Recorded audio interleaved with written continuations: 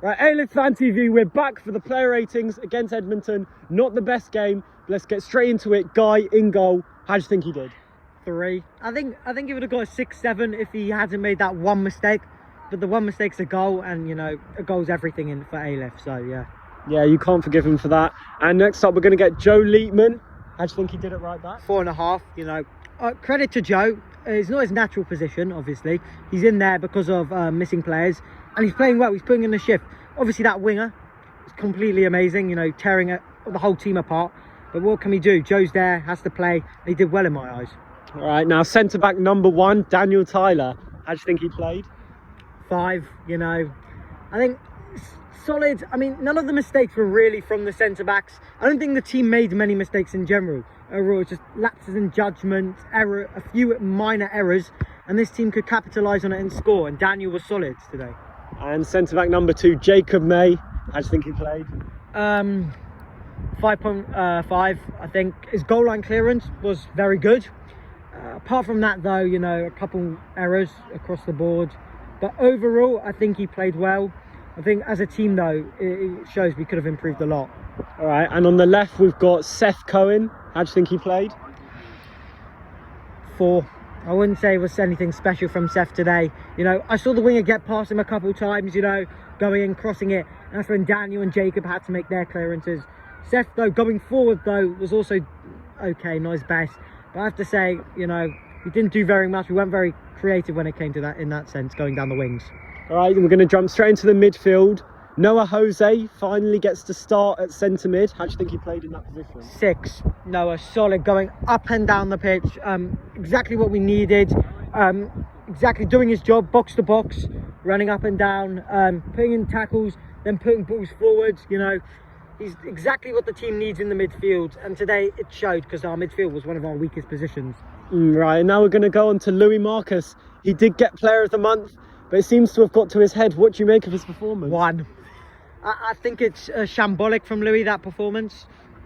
After he gets Player of the Month, gets a 9.5. We were expecting to see big things from Louis. All of a sudden, you know, no pass that actually goes to the players. Weak when it came to bullying the midfield, you know, relied on Noah to put in the tackles, relied on Noah to do this. No Luke, and that showed. Without Luke today, it showed Louis couldn't do what he wanted to do. And that's why we need Luke in playing. And from one weakness to another, we're going to go to Max Simons. I mean, what do you make of it? 3. It's nothing special from Max, you know. Second half, I don't think did he touch the ball? That's what I don't think he did. I don't think he touched the ball in the second half. That was what I like to call the Yoni Klein half, where we saw the best of Yoni. And Max was invisible. You know, the Israeli link up between Ori and Yoni shows, but Max in that up front 3, you know, he wasn't there. And over to the other side, we're going to start with Ethan Steiner. He got subbed off a couple times and he didn't start, but how do you think he played? 3 as well. I see nothing special from Ethan, you know, but when he's on the pitch, he's putting in a shift. He's willing to get back. He's willing to go forward, but no creativity, and that shows. All right, now on to Matan Goldman. How do you think he played? Actually, Matan, I'm going to go with a 5. I think when he was going down the wing, it was decent at parts of it. But then when we look around, you know, we see Matan, some of his crosses, you know, not the best, you know. But passing-wise as well, you know, lacked a good pass. You know, Ori, you could have played Ori through a lot of times, you know. We needed to see that. And as well, Yoni, you need to play but he didn't do well, and, you know, overall. All right, on to the attack. Ori Handelsman-Lee, how do you think he did? 7.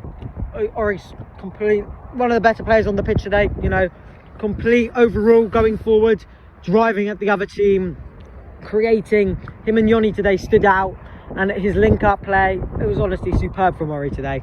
That's what we've been seeing from him recently, and he's performing.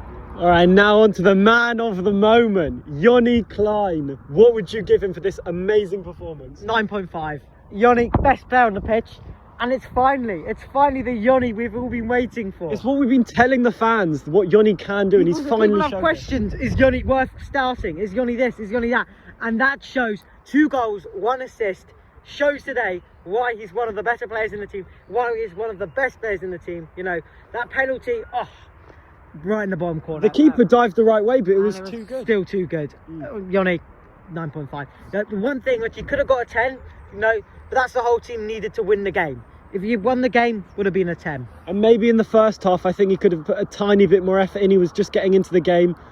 But a fantastic performance. Right now, we're going to go on to the manager, Ivan. Sadly, will not be here next week, but has he made his impact? So Ivan, I'm going to go with 7. I think tactics-wise, it was okay, but Edmonton play better in the midfield, and that's what let down. Ivan doesn't have the choice to put the players in the midfield like Luke. He's got to play Louis there. He couldn't rotate Louis, and if Luke was there, you know, Eli was there, we could have had rotation, Louis off the pitch.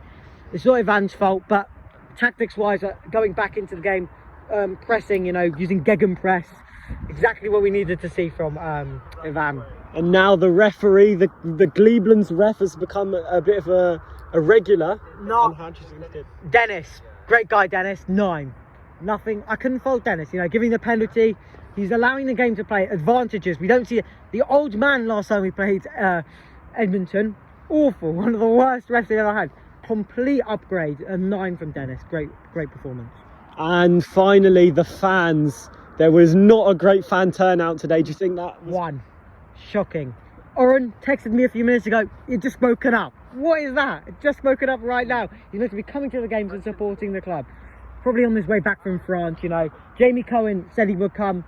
Probably couldn't get out of bed as well. The fans let the team down big time. They've missed the Yoni Klein masterclass. Archie, big ups to him, yeah. That's it. Yeah, Archie's coming all the time now. Fantastic. Die-hard Alyth fan, definitely. Yep. All right, that wraps up the player ratings. We hope to see you next week where they will have a game without the manager. We'll see how they do. Does anyone know who it's against? Hampstead. Oh, going back to their first win. Exactly. Is it at Gleeblands?